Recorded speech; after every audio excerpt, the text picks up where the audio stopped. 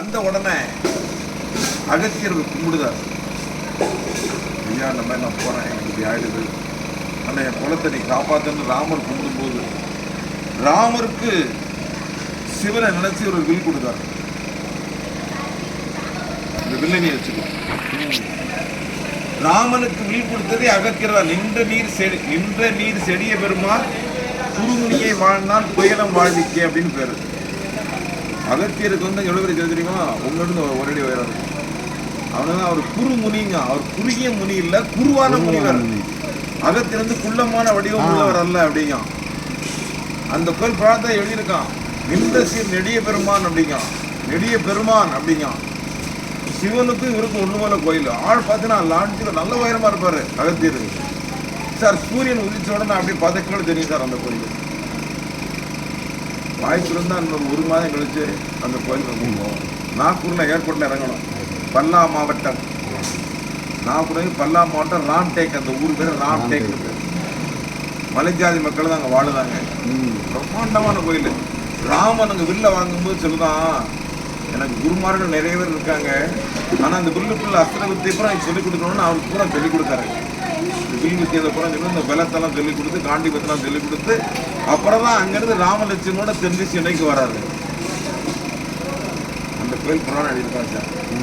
அப்போ தான் சொல்லுறாரு, பின்னால் ஒரு ஆள் என்னை சந்திப்பேன் அப்படிங்காரு. எதுக்கு நான் உங்களை சந்திக்கணும் அப்படின்னு கேட்கலாம் ராமன்.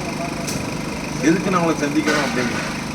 இந்த மாதிரி பின்னால் ஒரு காலத்தில் ராவணனை கொண்ட உடனே அந்த பாவம் வந்து ஒன்று சேரும். அப்போ உபதேசம் நான் தான் பண்ணணும். ஆதித்யகிறதையை நான் தாண்டா உனக்கு சொல்லணும்னாலும் அந்த ஆதித்யகிறதையை சொன்ன இடம் தான் திருவன் பரிசாரம்.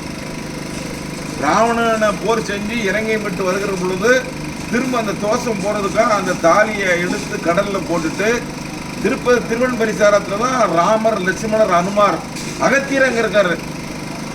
அகத்தியர் ராமருக்கு கல்யாணம் பண்ணிச்சோட அது திருவன் பரிசாரம், திருப்பதி சாரம் அதுக்கு பேரு.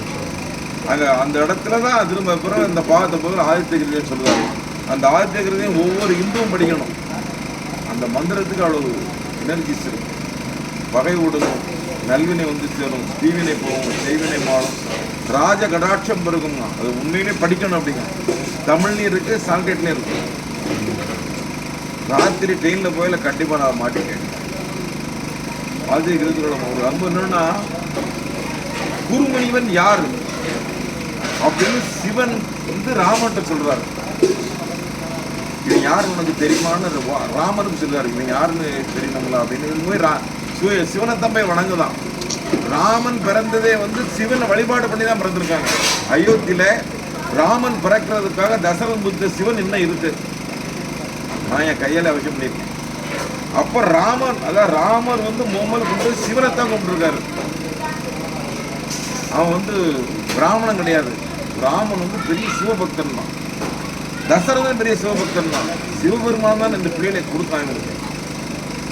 அப்ப அங்க வந்த உடனே சொல்லுதாரு, இவன் யாருன்னு உனக்கு தெரியுமா அப்படிங்கும்போது, அதாவது கங்கை என்ன சொல்லுங்க, காசா எதுக்கு இன்னில போடவா ஆச்சரியப்பே வாங்கிக்கும். நான் சொன்ன மாமாட்ட கழுத்து தருவான்.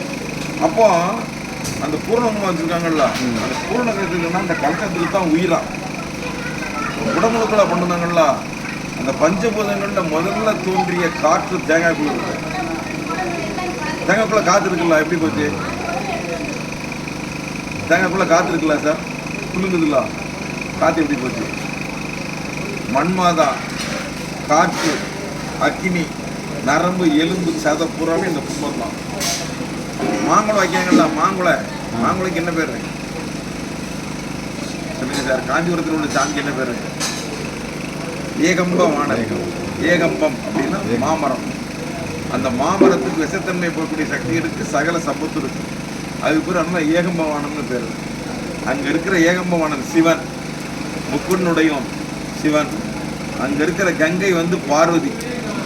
அப்பதான் இவர் எனர்ஜி கொடுத்தாரு. என் சக்தியின் மூலமாக இதுல சிவனை அம்சமா நான், அதான் சிவனை ஒத்த வரையுடையவனே, குற்றால தலைவன் சிவனை ஒத்த வரையுடையவனே, தென்பகுதி சென்று சமம் செய் மண்ணையும் மக்களையும் அப்படின்னு சொல்லிதான். என்னில் சரிபாதி நான், உன்னில் சரிபாதி நீ. மாற்றிட்டாங்க ரெண்டு. நான் யாரு? சிவன். நீ யாரு? சிவன்.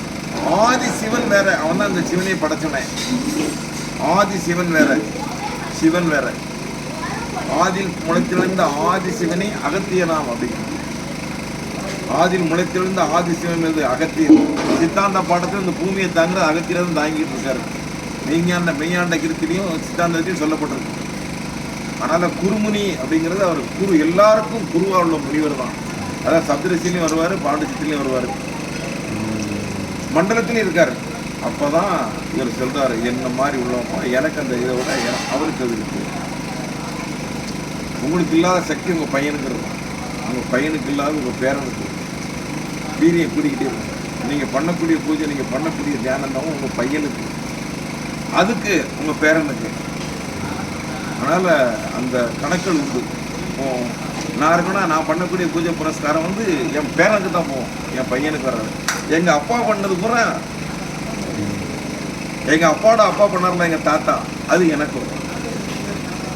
அதான் வாழையடி வாழை வழுதினில் தோன்றி வந்த என் மக்களை வாவா என்றழைத்து வாழ்வு தரும் நற்காரியே அம்மா.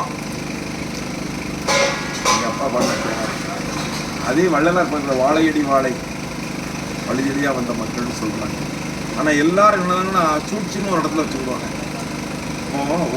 நாங்கள் அப்படி ஒவ்வொரு மனிதனுக்கும் ஒரு வில் பவர், தன் சக்தின்னு அது இருக்குது. அது கர்ப்பத்திலே வந்துடும், கர்ப்பவாச சக்தின்னு இருக்குது. அவனுக்குள்ள மண்டை வந்து வித்தியாசமான மண்டை அப்படிம்பாங்க. வித்தியாசமான ஒன்றை கொடுத்தோம். எல்லா மக்களுக்கும் எல்லாத்தையும் இறைவன் கொடுக்கறது. ஒரு சில ஆண்கள் மாத்திரம் அந்த அறிவு விருத்தி, கல்வி விருத்தி, ஞான அது ஒரு விருத்தின்னு பேர். விருத்தின்னு ஆனது விளையக்கூடியன்னு பொருள். விருத்தின்னா வம்ச விருத்தி, வம்ச விருத்தியாக ஞான விருத்தி. ஞான விருத்திக்கு என்ன செய்யணும்? ஞானவாணி மூல கலைவாணியாக நமக்கெல்லாம் ஞானத்தை கொடுக்கும். அவள் தான் முதல்ல சொல்லி எழுதா. விதி எழுதுறதே கலைவாணி தான். விரைவு செய்த மாத்திரம்தான் பிரம்மா. வடக்கு வேலை ஒன்றும் முடிஞ்சு வச்சு ஞானத்தை கொடுக்குறது அண்டரை கொடுக்குறா கலைவாணி தான் கொடுக்கும். கலைகளுக்கெல்லாம் அதிபதி அவன் தான். ஒவ்வொன்றும் களவு ஒரு கலை தான், கலையும் ஒரு கலை தான், ஞானம் பெறுவது ஒரு கலை தான், அஷ்டாங்க யோகம் ஒரு கலை தான். இந்த கோமயம்மன் கோயில் பிறந்த அந்த அம்மா தலையில் வச்சு தவம் பண்ணிட்டு வச்சிருக்கான். என்னன்னா அந்த அம்மா சக்தி சுரூபம் பிறந்து சிவன் அடைகிறதுக்காக தவம் பண்ணுதான். அது கலைவாணியாக அங்கே நடத்துல போய் பார்த்து தவம் பண்ணு.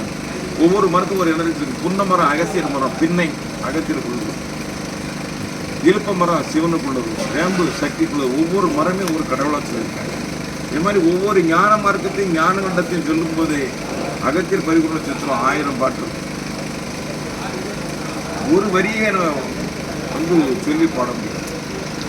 உன்னில் தவமென நான் நடந்து எண்ணில் நீ என உறைந்து, உன்னில் தவமென நான் நடந்து எண்ணில் தவமென நீ உறைந்து மூலக்குழிக்குள் ஞானத்தை பெற்று வந்தவன் அப்படின்னு சொல்றாரு.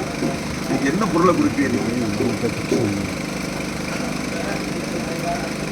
அழகா சொல்றாரு. தாயும் தந்தையும் சேர்ந்ததை அந்த ஞானத்தை மூலக்குழியில் ஞானம் பெற்றவன் அப்படின்ட்டாரு. அது மாதிரி அவருடைய சூத்திரத்தை பூரா நிறைய அடிக்கிறது. பாம்பாட சித்திர பாட்டு இருக்குல்ல, அதுவும் இப்படித்தான் இருக்கும். சரி தங்க, சரி போட்டோம். சரி போமா, மணி என்ன 6.